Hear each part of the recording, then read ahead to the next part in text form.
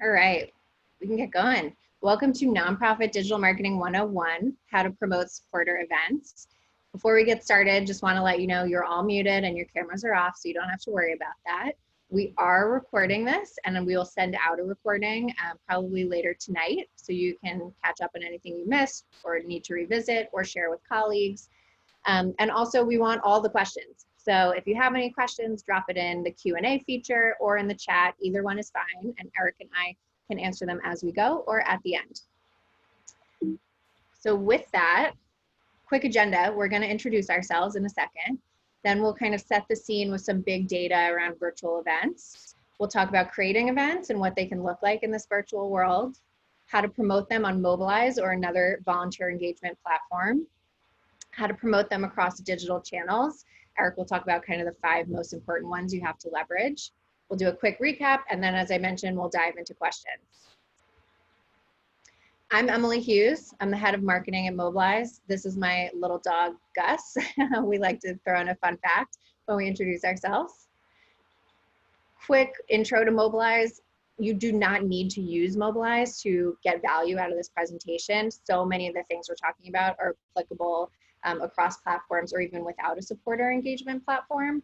But I am going to be referencing a few Mobilize features, so I just want to get you up to speed if you haven't heard of us before. We are the supporter engagement platform that works with mission-driven organizations like yourselves. We're really focused on helping you drive more action more easily to achieve your mission. We do that in 3 ways, which I'm going to go into a little bit later. But first, we help you recruit supporters more easily. On average, we save organizers between 5 and 10 hours per staff member per week, just by taking the mundane, monotonous tasks off your plate and automating them. We help you increase supporter engagement. We've optimized literally every aspect down to the word of our platform to help you maximize the supporter engagement that you're seeing with your program.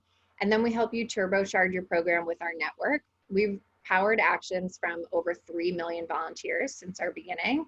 And by joining Mobilize, you have access to that. So you're going to hear me talk a little bit about our network effects as well. And just so you know who we've worked with, we have been used by 2,000 organizations. Here's a quick selection of ones you probably recognize. Eric, you're up. Awesome. Thanks, Emily. I have to second the fact that Mobilize is a super important platform for anyone looking to make the most of their volunteers and their own team. But I'm Eric. I'm a digital marketing specialist here at Community Boost, and I'm excited to get into it. So I know some of you have heard of Community Boost before, but for those that haven't, we're a digital marketing agency that exists to empower social ventures changing the world. Some key stats in 2019 and into this year, we've worked with over 200 plus organizations. And those are nonprofits ranging from, annual budgets of $800,000 to millions and millions of dollars.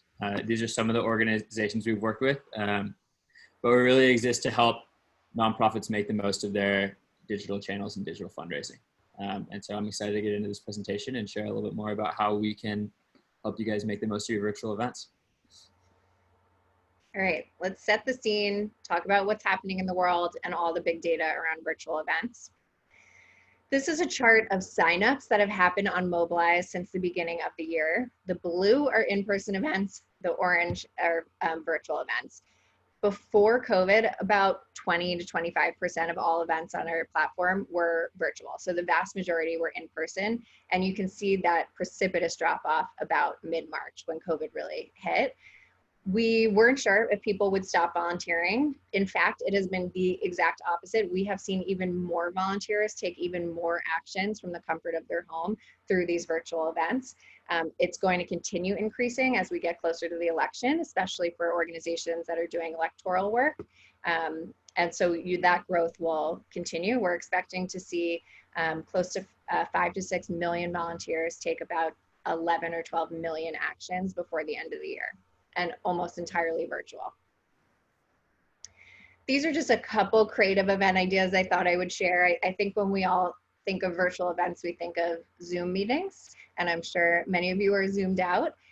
These are some really fun ones that we've seen take place. We work with a great organization called No Vet Alone that works on mental health issues in the veteran community. And they host a weekly yoga session to their members, which is just a great way to engage them. Next Gen North Carolina, they hosted a Netflix party, which is a new feature from Netflix, on a documentary about carbon pollution solutions. Another organization had something called Fur Baby Friday, which I was partial to, and it was literally just a way for people to show off their pets to each other. Just really fun, nothing too serious, great way to engage people. And then more and more, we saw a lot of phone banking and text banking happening. So this last one, Washington Heights Senior Link, they recruited people to call senior citizens and vulnerable communities just to make sure they had everything they needed. We saw a lot of that with COVID. Yeah, and those are some great virtual event ideas, and kind of a testament to the fact that this is definitely a setback, but also presents a lot of opportunities which come with turning your event virtual. So just a few of them. The first one being more attendees. You don't have to, if you're an attendee to an event, get a babysitter, get a plane ticket, even dress up. You can go from the comfort of your own home and attend. And so the nonprofits we've worked with that have turned their in-person galas or events virtual have actually seen an increase in attendees, which has been really cool. Along those lines, an increased reach. So we've worked with nonprofits who had an event where only people in a geographic radius of like 50 to maybe 100 miles could attend, but they had donors from all around the US. And so when we turn their event virtual, you can market the virtual event to people all around the US, and all of your supporters can engage with the event, which is something that they couldn't have done otherwise. And then obviously lower costs. So you don't need to rent a space, you don't need to pay a caterer, you don't need to pay staff, which just means more margin to bring in donation revenue from the event, which means better ability to help the communities that we're all here to serve. So if you weren't already convinced, and not that you need convincing because your event has to be virtual anyways, these are some great benefits to turning your live event virtual. And then just something we harp on a lot as well, but the time to do it is now. People are online now more than ever. People are spending more time online and in apps and in virtual environments. Because of that, there's a little bit of fundraising fatigue, and people are zoomed out. But what that means is if we just focus on making our creative stand out and be creative, we still have all these eyeballs online and people online who want to engage with our community and our events. And then just jumping in to one of our Community Boost clients that we ended up turning a last minute gala into a virtual event. This is Lines for Life. And they host a Always Hope Gala annually. And it's a way to raise money for like suicide prevention. They had to turn it virtual because of COVID, and it was a last minute switch. But what we ended up doing was looking at the Google Analytics and seeing, like I said before, that we're getting donations from all around the US, even though they're based in Oregon. And so we ended up increasing the reach nationwide using Facebook ads to retarget people who have donated in the past and engaged in the past all around the US. And we ended up having a 28% increase in year-over-year annual gala revenue, which is over $500,000 in one night.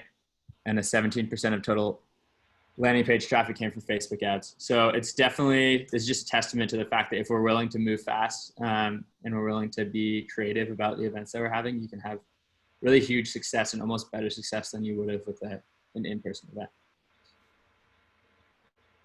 Next. Yeah. Didn't want to cut you off. Okay, let's start from the foundation, creating these virtual events. How do you do it? Mobilize makes it really easy to create these events. If you don't use Mobilize, that's totally fine. If you're looking into other kind of supporter management platforms, these are some of the things to keep in mind. First off, we don't want it to take a lot of your time. On Mobilize, it takes 5 minutes to set up an event. You're going to be hosting lots of events, especially now in this virtual world, and it should not suck up all of your bandwidth. We make it really easy to track signups. And as we mentioned on here, we integrate with your major CRMs, including Salesforce, which is relatively new in the last couple months. So you can keep all that volunteer data and re-engage them down the line and retain them versus not really knowing who's showing up to your events or what actions they're taking. We work really seamlessly with marketing and communications platforms, and that's what Eric's going to talk about in a little bit. We also automate reminders to take the burden off of you guys and to help reduce flake rate. And we see flake rate reduced by 30% because of them.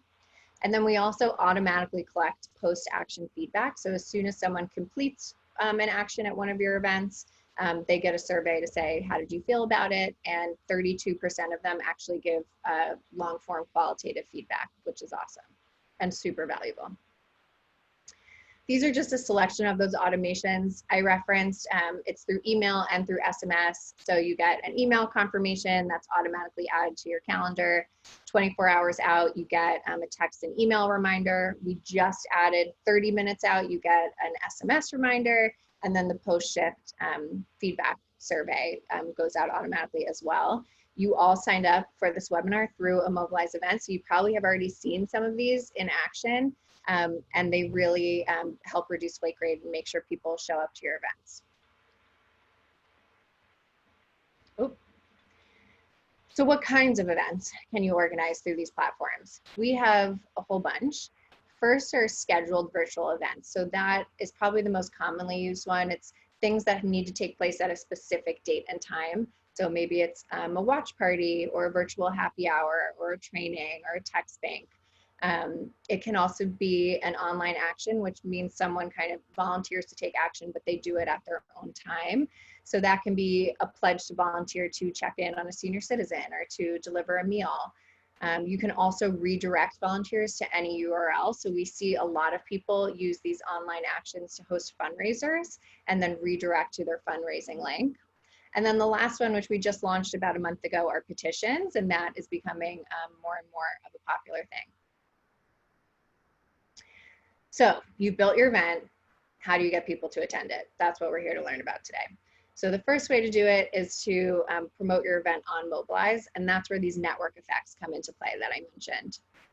There are 3 big ways that happens. These are things you also can automate off of Mobilize. They're just kind of categories you want to keep in mind. First is you want your members or supporters to bring a friend with them. So on Mobilize, as soon as someone signs up, we prompt them to invite their friends by either emailing them directly, sharing a link, sharing to social. To date, 14% of all signups on our platform come from these bring a friend prompts. So it's super important to encourage your supporters to bring their circle into your events. The next one is event suggestions. So as soon as someone signs up to attend an event of yours, we prompt them to sign up for another shift or sign up to an event the next week, whatever else you have in planned. And 11% of all signups on our platform come from these prompts. The last one, which you can also do off Mobilize, is to cross-promote with like-minded organizations. So on Mobilize, you can search through the thousands of organizations on our platform and kind of partner with them to feature your events on each other's feeds and get them in front of each other's audiences. Right now, 5% of all signups on our platform come from this cross-promotion feature, so super valuable. Leading up to elections, we tend to see this really skyrocket, especially as certain organizations need to get certain politicians into office to support their initiatives.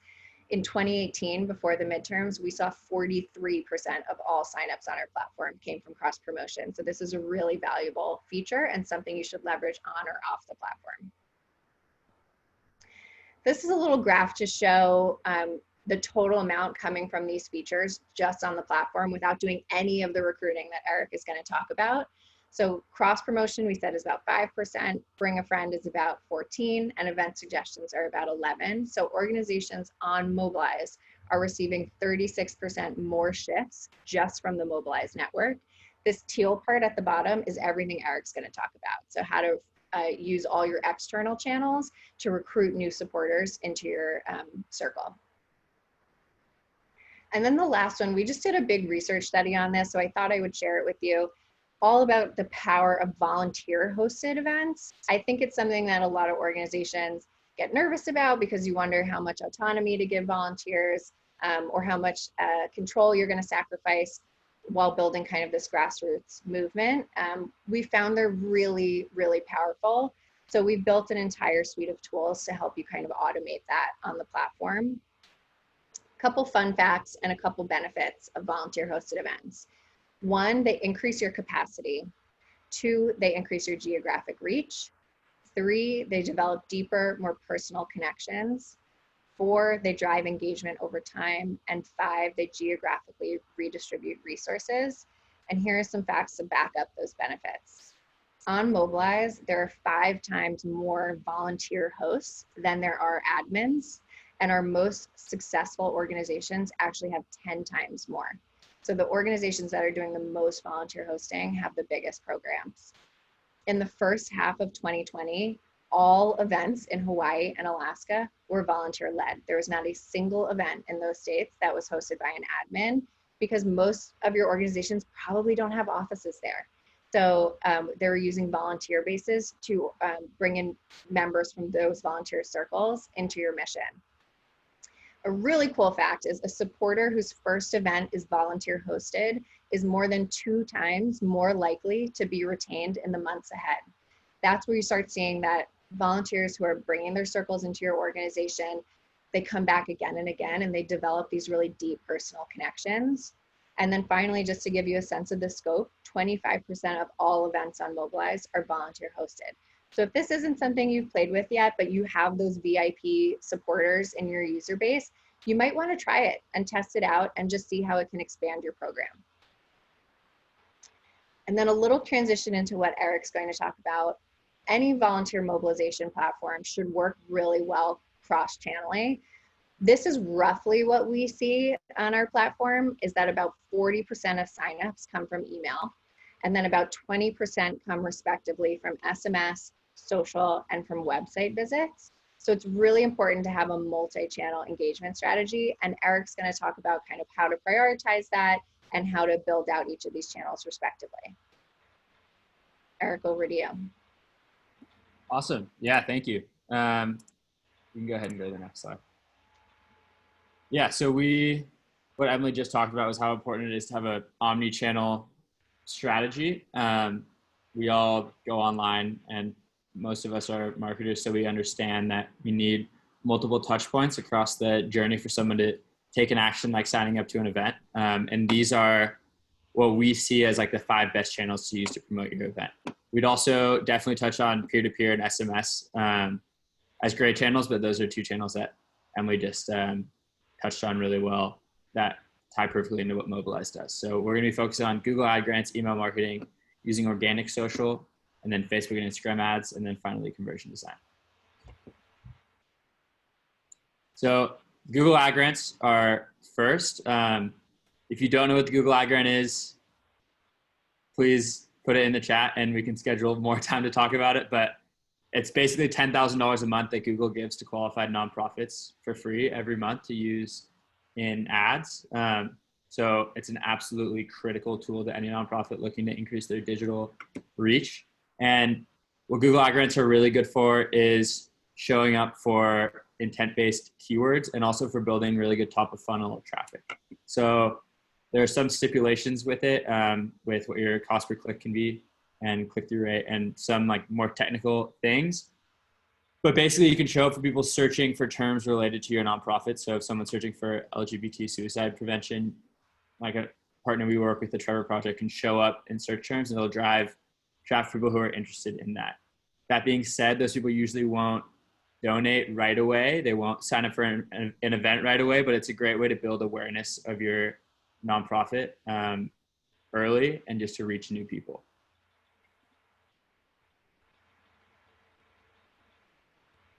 And then obviously email marketing, the second one, incredibly important. Just as a driver that drives 40% of your event signups and sometimes even more, we can't ignore it. So this is at the right, you can see the Tenement Museum's text-only email that we sent at the beginning of the COVID crisis, but it's just a really interesting move that we've seen. You can use tools like Mixmax, which send an email directly from someone's email to a list as opposed to from like a marketing automation tool. And what that means is it won't show up in like a promotions or spam folder. It'll show up in their normal inbox. And then if you send text only, transparent, like genuine appeals, we've seen massive success. With this client, we ended up raising like I think it was like over $100,000 in like 24 hours with this appeal.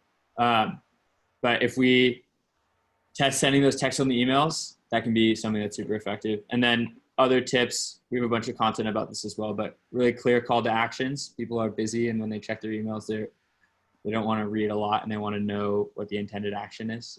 Powerful imagery and video when we're trying to cut through this. Again, like cutting through this fundraising fatigue, people are tired of being asked over and over. So have like really powerful and captivating imagery and video.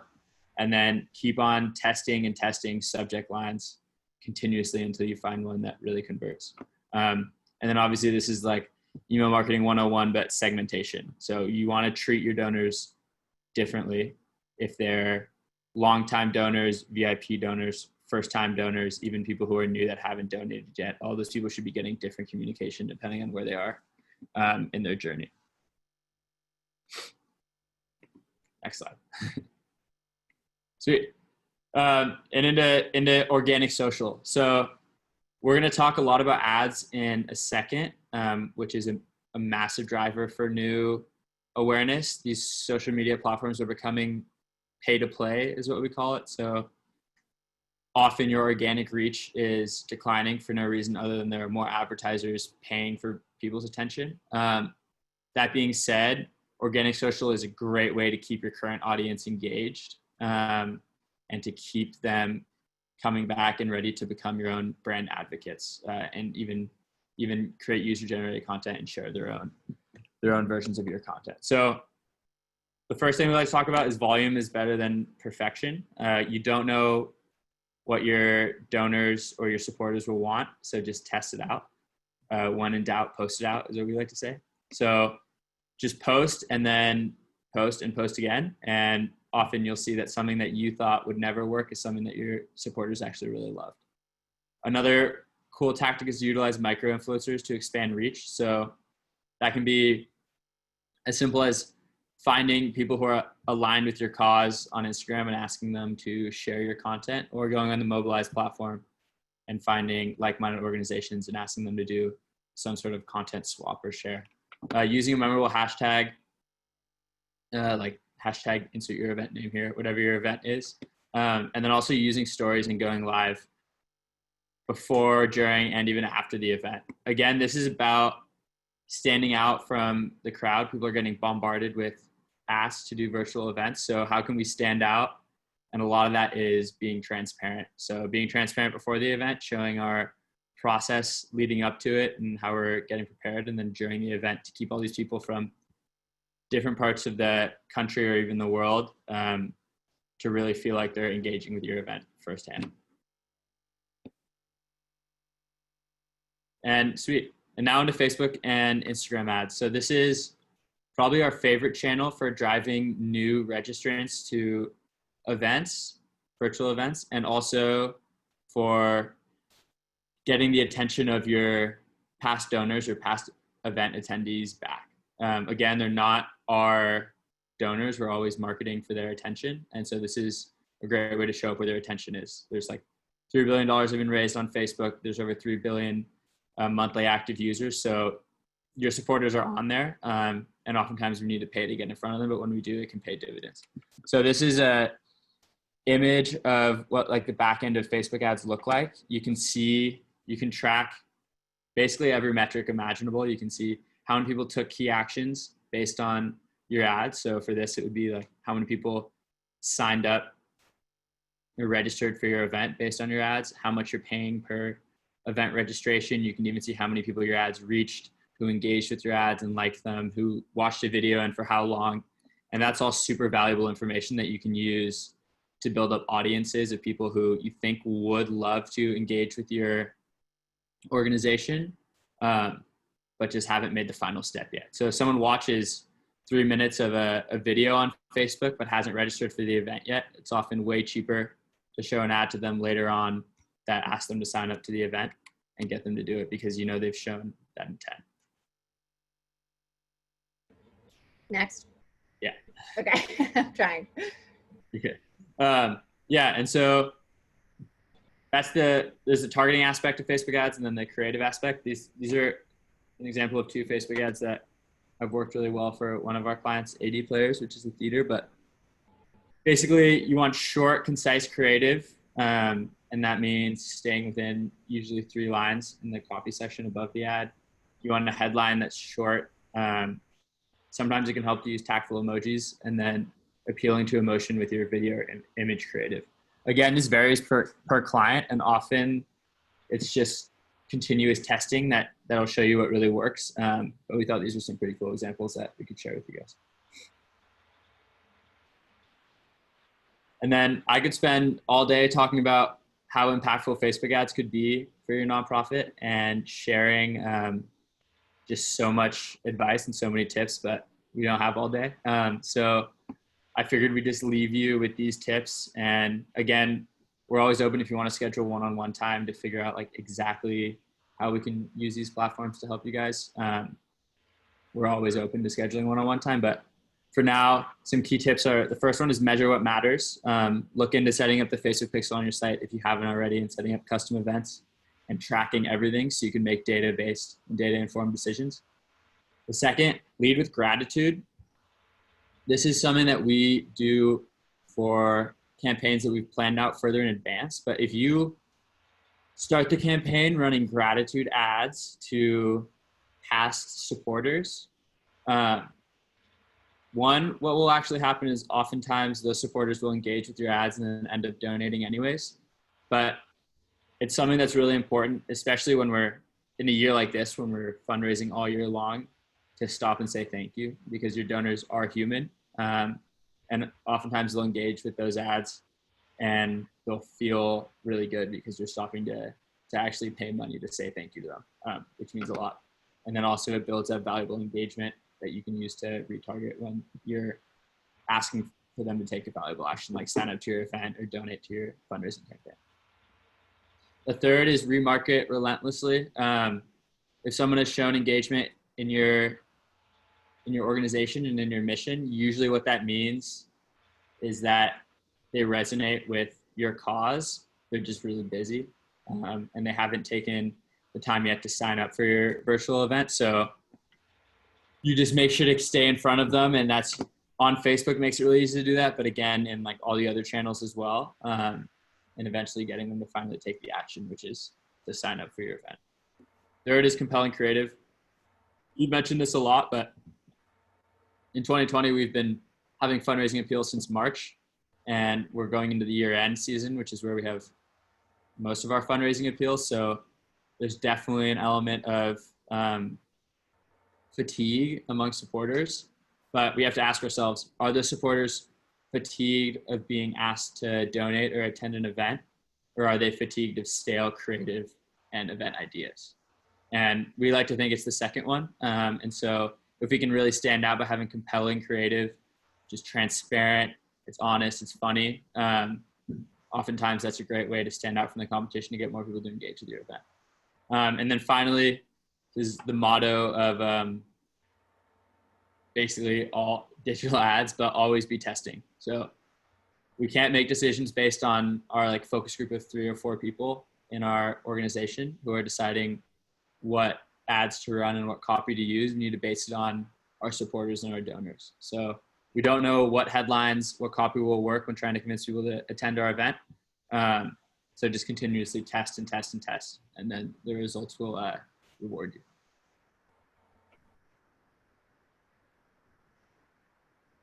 Sweet. And so finally, our final channel is on-site conversion design. So this is just a great way to, one, pre-wire your audience with an awareness element. So even at the very beginnings of your campaign, people are visiting your website who didn't even know about your event. And you can put a pop-up in the bottom right or a smart bar that just lets them know about the event. And it's just a great way to utilize website traffic that was already coming to your website and to let them know about this event. That's what a smart bar does. And then it also allows you to advertise your program to top of funnel traffic. So we talked about the Google Ad Grant before. It's people who are interested in your organization but don't know about your event. They come to your homepage to learn more about your organization, and then there's a little pop-up in the bottom right that says, have you heard about our new event? Think about attending. So that's free traffic you're getting from the free $10,000 a month. And then you're getting basically a free ad to them on your normal website, which is just something that is a really low hanging fruit that can have kind of exponential returns for the amount of effort it takes. And then again, just like program consistency. We just talked how this is all omni-channel. And so you need to be showing up in every touch point that your potential event attendee will have with you. And then finally, there's no major website edits needed. So you use a tool like AppSumo and you can just install it into your WordPress or through Google Tag Manager and then just build out these, whether it's a welcome mat or a smart bar or an X and 10 pop-up incredibly easily. And they can have great effects on boosting your event attendance. Cool. Quick recap. The time to experiment with virtual events is now. Make sure you leverage a supporter engagement platform that makes event creation easy and offers a network to tap into. And try to test some volunteer hosted events to increase your capacity, your geographic reach, and your overall engagement. Eric? Yeah, thank you. If you aren't increasing your reach nationwide, you're missing a massive opportunity to grow supporter engagement.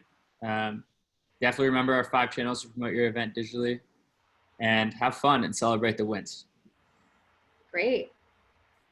I'll leave this up while we take some questions. I know there was one in the Q&A. Obviously my Q&A isn't working, Eric, so if you could read it, that would be great. Yeah. Well, when the ticket price for a virtual event is high, i.e. $2,000, is something like Facebook events still worthwhile? Yeah, that's interesting. I'm not sure exactly what you mean by Facebook events. If you're talking about Facebook ads, then definitely worthwhile. We've worked with clients who have really expensive events that were in person. And one of them, they moved the event online and virtual and they didn't change the ticket price. We actually sold more tickets when we moved it virtual. And I think that's because there are people who are willing to spend a lot of money for a high ticket virtual event. And you know that because you probably run this event in person and sold those tickets. But when you move it virtual, you can increase reach nationwide and you can find those like 5% of people who are willing to pay more spread out across the United States, as opposed to trying to convince that 10% of people who might be harder to convince to spend $2,000 in like a geographic radius. So we've seen huge success with that. We're happy to schedule, like one-on-one time if you want to talk specifically about how it would work for your event. But definitely you should be utilizing Facebook ads. And then also just like the Mobilize platform in general. Thank you. Any other questions? What's the cost of our service software? That's a great question, Robert. It depends on the size of your organization. I know that's an annoying answer, but as part of this webinar, we actually are offering a free starter account. So you can organize up to 5 events for free on Mobilize. You can either email me and I'll get you set up, or you can just go to this URL, join.mobilize.us/get-started and sign up right away. And that's for everybody. You can share it with your friends if you want, but it's really for you guys. And then Eric's cool offer. I know the #1 question we get from our partners is, okay, I built an event. Now how do I get people to attend? So Eric's team is offering a free one-on-one strategy consult. So definitely take them up on that because they're really the experts in the space. Yeah, thanks, Emily. Yeah, we work with, like over 180 nonprofits and all of their needs are completely different. We love doing presentations like this to share high-level insights, but at the end of the day, what'll work best for your nonprofit depends on your specific needs. So if you want to book time, like we exist to empower social ventures change in the world, and we're always happy to take time to go through exactly how we can tailor a strategy for you guys and even give you free advice that you can execute on, on your own. Yep, and the 2 links are on this screen at the very bottom in bold. So on the left is Mobilize's link to get 5 free events. On the right is Community Boost for a free one-on-one consult. I will also send them out in the follow-up email with the recording of this presentation for you. All right, I think that's it. Eric, thank you. It was great partnering with you. I will send all this out later today to all of you guys. And if you have any questions, don't hesitate to reach out to me or to Eric. We're always happy to chat. Yep. Thank you guys. Thanks, everyone.